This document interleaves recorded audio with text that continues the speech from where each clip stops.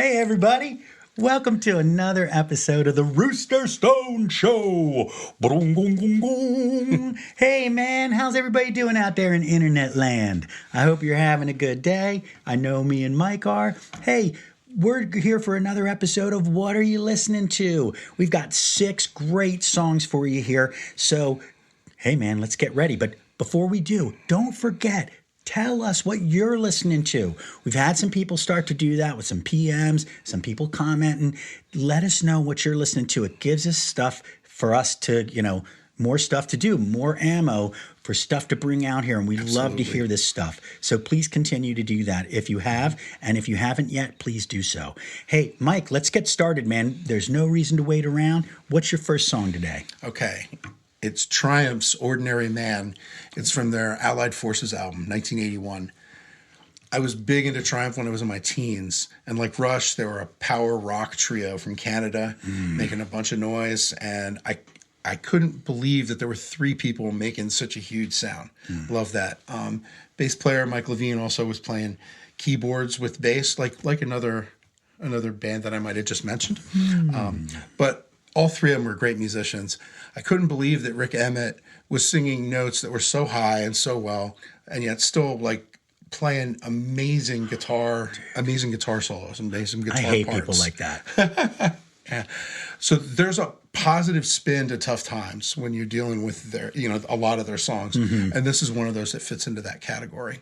It starts off with an a cappella choir section, and it's pretty quiet and soft opening verse, and it paints a pretty bleak and helpless outlook on things, but it builds through the verse and chorus, and then it starts rocking pretty intensely right after that and just keeps building. And at that point, that's when the fight part of your fight or flight response kicks in the lyrics too, and it which was pretty appealing to this troubled teen.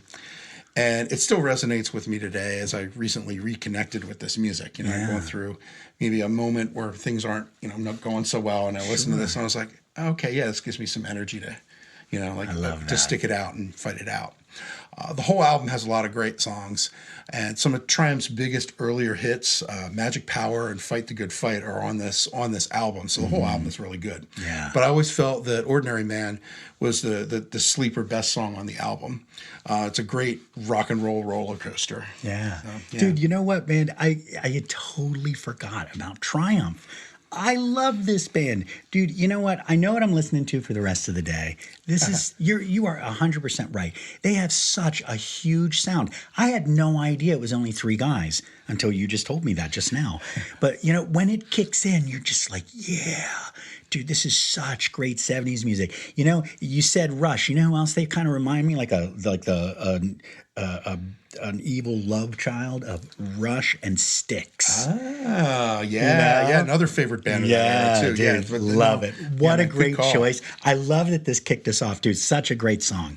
So for my first song, I chose I'm Waiting for the Man from the Velvet Underground and Nico, 1967. I got into Velvet Underground when I was like 15 or 16 years old. Their sound is just so unique, and Lou Reed's voice just always spoke directly to me. I don't know what it is about just the quality of it, but he is a very polarizing figure. People I've spoken to about Lou Reed either love him or despise him. There is no in between. This song about a man on a quest to meet up with a slippery drug dealer is the second song on this album. It was always my favorite track, just the way that it drones, and at the same time, it builds and builds to this frenzy at the end. The music is so dissonant, yet pleasant. I've always been a Lou Reed fan, and I probably always will be. Yeah. Great choice. I'm going to kind of go, I'm going to be one of those rare people that goes into the middle ground just a little bit. Of course you are. Yeah, of course. Yeah, love it. Because Lou Reed, I have a ton of respect for him, very distinct voice. I completely agree with you in terms of him speaking to you directly with when he sings, and musically the dissonances that aren't really dissonant. And for me personally, I have to be kind of in the right mood to listen to some of the songs. Like I mean, I like all the music. I respect all the music, but there's some times where I'm like, okay, I'm just want to listen to something else. It's just not my thing today. Yeah, but this is a great song. I actually listened to this song a whole bunch of times. It's a great album. Yeah. And there are a lot of Velvet Underground songs and Lou Reed songs that I really like too. Yeah. And it just, it's great artist. I know. There's something about him I love. Awesome. So who do you got for number 2? Okay, number two, yes. Uncertain Smile by The. Their Soul Mining album in 1983. I believe it's their first album, I think. So full disclosure, I was not into this band or a lot of bands with this kind of sound for a really long time. Just didn't speak to me. I don't mean to be sounding negative today on things, people. No, but But in going back and deep diving into a lot of the early '80s music, this one popped up, and now I look back at earlier me and I'm thinking, why didn't I like this song? You saw the light. Yes, exactly. It's got a really catchy bass groove, cool instrumentation, including a nifty Zylimba intro, and just kind of a nice, happy vibe. And then there's this amazing, and we're talking long, 3+ minutes, baby grand piano solo on the outro that comes kind of from out of nowhere. So sweet. It's played by Jules Holland from Squeeze. And that's what keeps drawing me back. I'm always a sucker for that kind of progression and solo. Like there's a part of me that's jam bandy and really loves that kind of stuff. So like I said, it kind of comes from out of nowhere from the rest of the song. It's definitely not something that's normal in new wave alternative music of the day. Certainly not. Yeah. So in researching the song, I learned that this version with the piano solo was on the album version, and it wasn't the single version. That was released in 1982, the year prior, and that's the version I probably heard all the time. And it didn't have the piano. Yeah, and I actually went back and re-listened.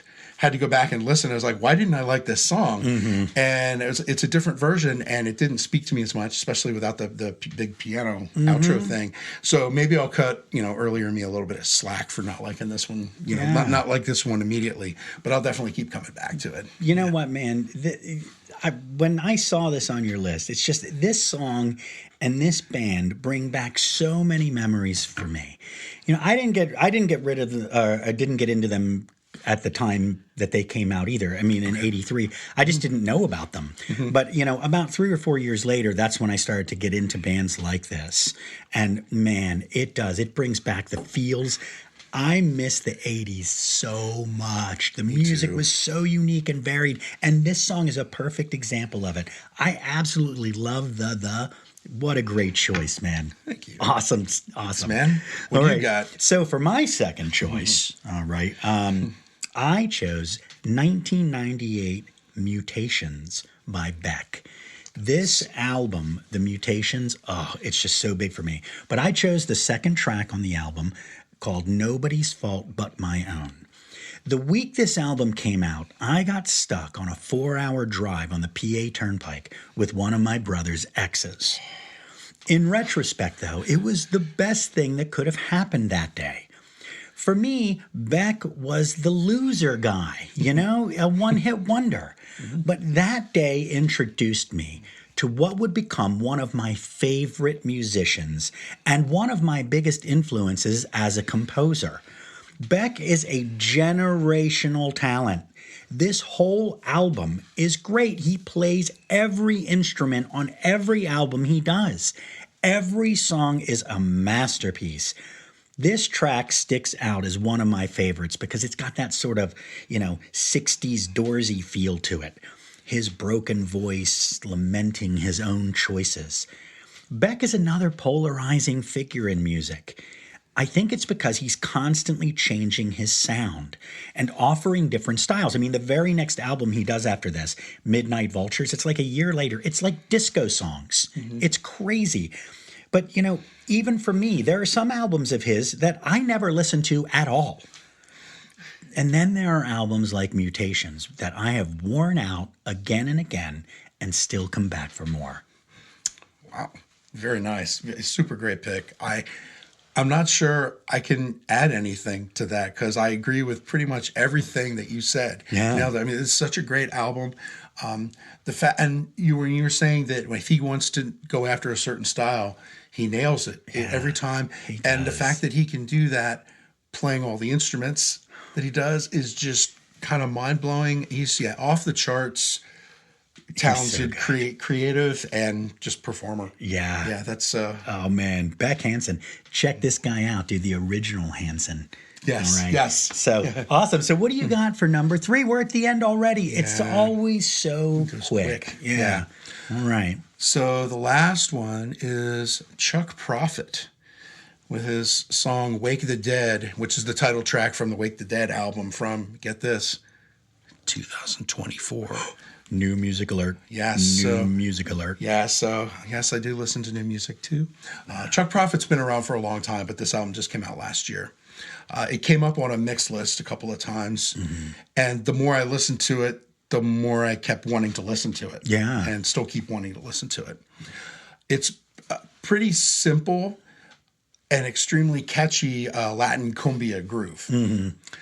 Instrumentally, it combines that rhythm section groove with bluesy guitar riffs and like heavy tremolo guitar sounds, which kind of give it a dreamy thing going on. But it's got an enormous dose of accordion and organ in it. So it just a really, really neat vibe going on.